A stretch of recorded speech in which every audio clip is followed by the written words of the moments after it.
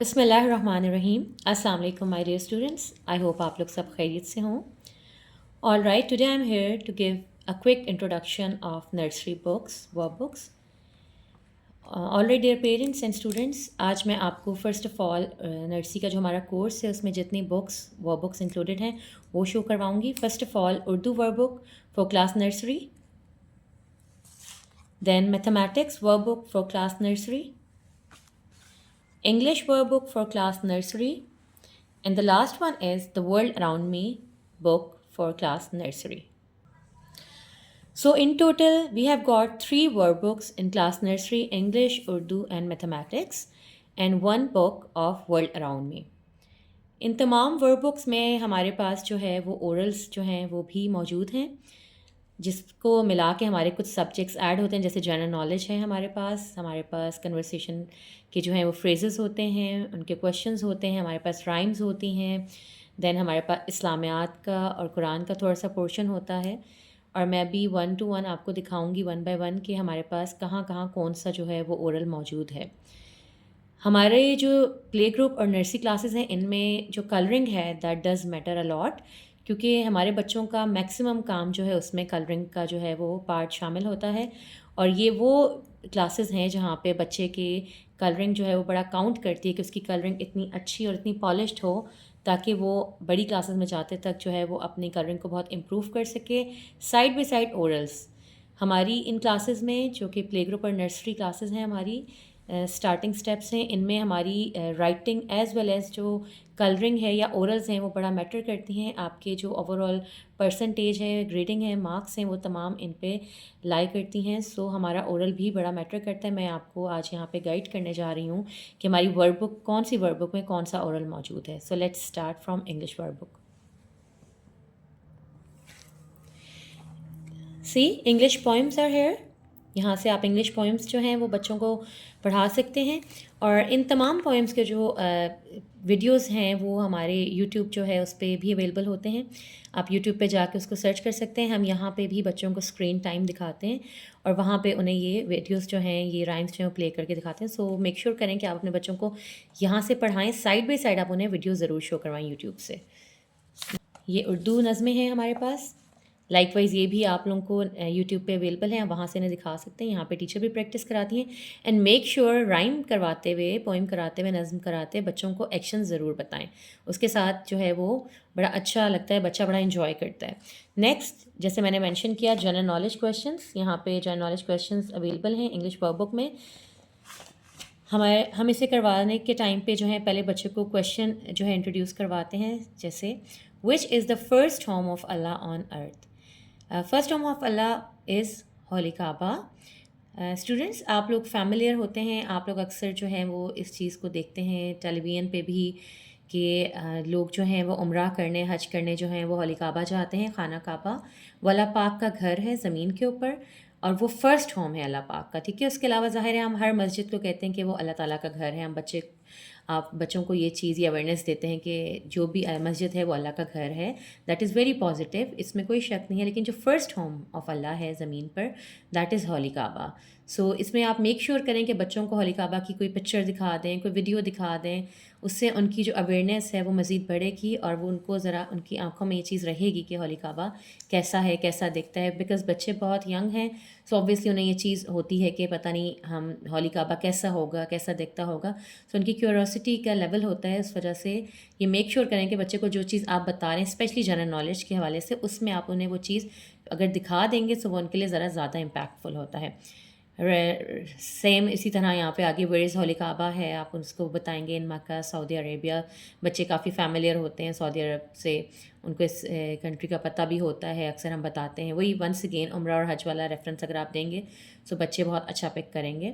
सो ये यहाँ पे जनरल नॉलेज के क्वेश्चंस हैं अलॉन्ग विद आंसर्स, और ये सिर्फ इंग्लिश में ही नहीं बल्कि उनको उर्दू ट्रांसलेशन के साथ ही हम सिखाते हैं। आप भी इसी तरह इसी पैटर्न पे बच्चे को लेके चलें और मेक श्योर करें जो भी क्वेश्चन उन्हें क्लास में कराए जाते हैं उसकी रिवीजन घर में ज़रूर कराई जाए। चलते फिरते आप वर्किंग लेडीज़ होती हैं, समटाइम्स आप घर पे नहीं होती हैं, अगर आप घर पे हाउस वाइफ भी हैं तब भी आप अपने काम के दौरान में बच्चों से क्वेश्चंस पूछते रहें। इससे ये होता है कि जब ड्रिल होती रहती है तो बच्चे के माइंड में वो चीज़ रह जाती है।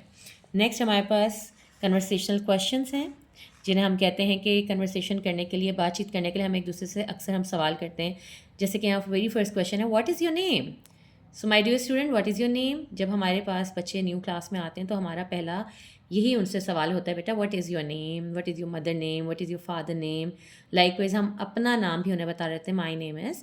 सो ये इसी तरह हम बच्चे को बताएंगे, बेटा आपका क्या नाम है, दोनों लैंग्वेजेस में। मेक श्योर करें कि आप बच्चे को जब ये कॉन्वर्सेशन क्वेश्चंस कराएं तो उसको आप उसे उर्दू में भी कराएं। हमारा भी यही पैटर्न है, हम भी स्टूडेंट्स को पहले इंग्लिश एंड देन उर्दू में उसको ये चीज़ बताते हैं, लेकिन लेटर ऑन उसको ये चीज़ मेक श्योर करवानी होती है कि बच्चा इंग्लिश में ही इसको लर्न करे, तभी उसकी कन्वर्सेशन जो है, उसकी स्पोकन जो है वो अप टू द मार्क होगी।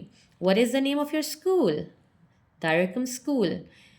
स्टेप बाय स्टेप जब बच्चा बड़ी क्लास में चला जाता है, हमारी प्रायोरिटी होती है हम बच्चे को फुल आंसर करवाएं। My name is my school name is Darul school. ठीक है, सो ये अगर आप इस पैटर्न पे चलेंगे तो दैट वुड बी बेस्ट कि आप उसे फुल आंसर करवा रहे हैं, my school name is Darul school. और अगर आपका बच्चा वन वर्ड में भी याद करता है दैट्स फाइन, क्योंकि अभी वो छोटा है, यंग है, लेकिन साइड बाय साइड जब वो बड़ी क्लास में चला जाएगा तो स्टेप टू स्टेप वो उसको इम्प्रूव कर लेगा। So here are the conversational questions. ठीक है, ये भी हम डायरी पे बच्चे को प्रैक्टिस देते हैं, रिवीजन देते हैं, और क्लासेस में भी उसको ड्रिल कराया जाता है। एट नेक्स्ट पेज हमारे पास मौजूद हैं कन्वर्सेशनल सेंटेंसेस।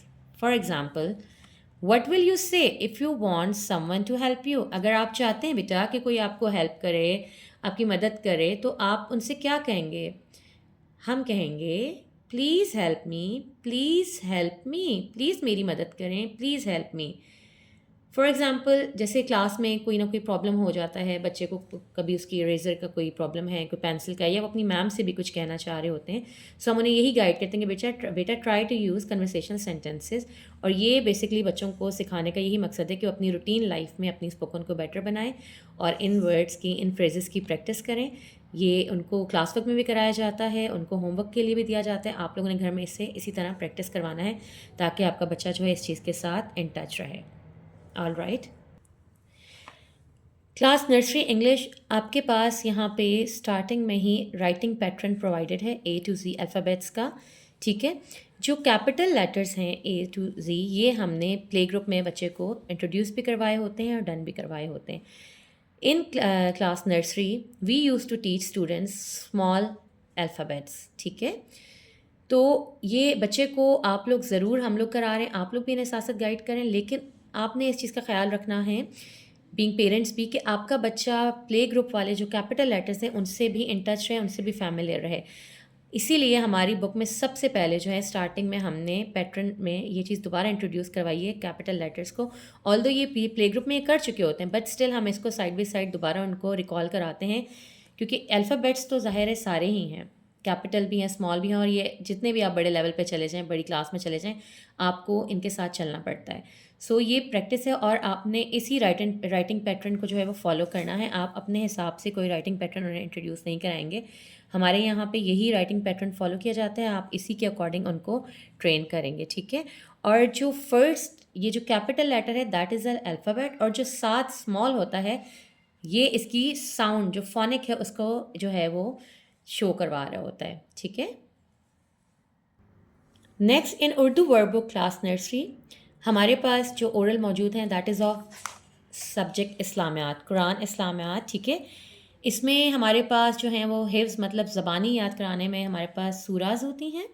ठीक है, उसके अलावा हमारे पास तावुज़, तस्मिया, देन कुछ जो है हमारे पास पहला कलमा जिस तरह यहाँ पे है वो है, हमारे पास दूसरा कलमा भी है अलॉन्ग विद द ट्रांसलेशन, उसके तर्जुमे के समेत। फिर साथ अस्माउल हुस्ना हम कुछ इंट्रोड्यूस करवाते हैं बच्चे को। देन कुछ दुआएं जो रूटीन लाइफ की होती हैं, जैसे खाना खाने से पहले की है, बात की है, इल्म में इजाफे की है, वॉशरूम की है, एंड एट्सेट्रा। यहाँ पे आप देख रहे हैं ये तमाम दुआएं बच्चे को हम साइड बाई साइड याद करवाते हैं ताकि वो अपने रिलीजन के साथ भी इन टच रहे। एज़ यू नो हम लोग जो है इस्लामिक सिस्टम रन कर रहे हैं, तो हम अपने बच्चे को इन तमाम चीज़ों से इन टच रखते हैं, और ये उसका ओरल पोर्शन है जो कि आपकी उर्दू की बुक में प्रोवाइडेड है। और एंड में यहाँ पे कुछ क्वेश्चन आंसर, सवालात जवाबात भी प्रोवाइडेड हैं जो बच्चों को हम कराते हैं। जैसे कि सवाल नंबर 1 है, अल्लाह ताला ने हमारे नबी हज़रत मोहम्मद रसूल अल्लाह ख़ातिमुन नबीन सल्लल्लाहु अलैहि वसल्लम पर कौन सी किताब उतारी? जवाब, कुरान मजीद। सो जब आप बच्चे को ये याद कराएं सो मेक श्योर करें कि उसको कुरान मजीद ज़रूर शो कराएं, उसको बताएं कि ये कुरान मजीद है, ये मुसलमानों की किताब है, इसको पढ़ते हैं, इसका रिस्पेक्ट किस तरह करना है, इसका अदब किस तरह करना है। ये तमाम चीज़ें आप बच्चे को साइड बाई साइड बताएंगे, क्योंकि practical approach is very important. जब तक आप बच्चे को फिज़िकली और प्रैक्टिकली कोई चीज़ नहीं बताएंगे, उसको वो चीज़ उस तरह से ना याद होती है, ना लर्न होती है। सो ये उर्दू की वर्क बुक का ओरल मैंने आपको शो कराया। Now in mathematics workbook, we have got question answers and all the syllabus orals of the world around me, ठीक है। इसके हवाले से जितने भी क्वेश्चन आंसर्स हैं वो हमारे इस मैथ्स की बुक में वर्कबुक में आपको मिलेंगे। For example very first question is name any 5 body parts.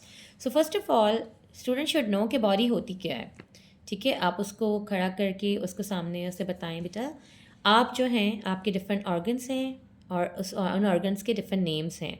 So body parts का बच्चों को बताएं। इसमें इसके ऊपर भी अगर आप चाहें तो आप अगर यूट्यूब पे सर्च करें, there are so many prime, so many poems जिसमें जो है बच्चों को इन चीज़ों को इंट्रोड्यूस कराया जाता है। और हम स्कूल में भी इस चीज़ की प्रैक्टिस करते हैं कि हम उन्हें स्क्रीन टाइम पे ये तमाम चीज़ें दिखाएं, ताकि बच्चा उन चीज़ों को फिज़िकली देख के उन चीज़ों से लर्निंग करे। सो आप लोगों ने घर पे भी ये तमाम चीज़ें करवाते हुए बच्चे को ज़रूर कोशिश करना है कि उसका थोड़ा सा स्क्रीन टाइम भी रखें, उसको फिज़िकली भी ये चीज़ें दिखाएं। वो ज़रा कलरफुल भी होती हैं, वो ज़रा उसमें जो है ज़ाहिर है थोड़ा सा साउंड वगैरह भी ऐसा होता है कि बच्चा उससे देख के ज़्यादा लर्निंग करता है। तो ये चीज़ें आप लोगों ने इस तरह से करानी है। जैसे नेम एनी 5 बॉडी पार्ट्स हैं, यहाँ पे काफ़ी सारे बॉडी पार्ट्स हैं, आप उससे ख़ुद पूछें और उन्हें कुछ 5 या कोई 10 कोई भी एक्स्ट्रा करवा दें, ताकि बच्चे को इस चीज़ का आइडिया हो, उससे फैमिलियर हो। Next question is what is the colour of your hair. So उसको बालों का बताएं कि हेयर बाल होते हैं, फिर उनसे कलर उन्हें खुद पूछें, बेटा आपके बालों का आप देखें कौन सा कलर है। फिर उन्हें एग्जाम्पल के तौर पे आप उनको सिबलिंग्स का बताएं, अपना पूछें, फादर अपना पूछें, मदर अपना पूछें कि देखें बेटा हमारे बालों का हेयर का क्या कलर है। सो इससे बच्चे की लर्निंग जो है वो वास्ट भी होती है और उसके लिए एंटरटेनमेंट भी होती है। The world around me book, इसको मैंने पहले भी मेंशन किया। इसमें हमारे पास जस्ट एक्टिविटीज़ होती हैं जिसमें कलरिंग मैचिंग वगैरह होती है। जैसे कि मैं आपको वही फर्स्ट पेज दिखाती चलूँ। Recognise and colour the parts of the body. अभी आपको मैंने ओरल में बताया कि आपने बच्चे से क्वेश्चन करना है name the different parts of your body. So यहाँ पे उन्होंने डिफरेंट जो हैं वो ऑर्गन्स बनाए हुए हैं, उसमें बच्चे ने कलरिंग करनी है। लाइकवाइज आगे भी इसी तरह एक्टिविटी पेजेस हैं जिन पे बच्चे ने कलरिंग करनी है या एनसर्कल करना है या मैचिंग वगैरह करनी है। Look, so this book is all about colouring and matching of different activities. Different topics आपको प्रोवाइड हैं, जैसे द स्काई है, फिर इसी के साथ आपके पास देखें डे टाइम में स्काई है, नाइट टाइम में है, आपके बॉडी ऑर्गन्स हैं, कलरिंग है, लिविंग थिंग्स का टॉपिक है। सो ये इसी तरह बच्चे ने इसमें 1 बाय 1 कलरिंग करनी है और जो इसके क्वेश्चंस हैं वो आपको मैथ्स की वर्कबुक में मिलेंगे। Dear parents and students, as I have mentioned earlier कि कलरिंग जो है वो इस स्टेज पे इस क्लास में बहुत ज़्यादा इम्पॉर्टेंट है। अगर आपका बच्चा कलरिंग अच्छी नहीं करता या वो इस चीज़ का यूज़ टू नहीं है कि वो अपनी कलरिंग को इम्प्रूव करे और अच्छा करे, तो उसकी बेस जो है वो कभी भी सेटल नहीं हो सकेगी।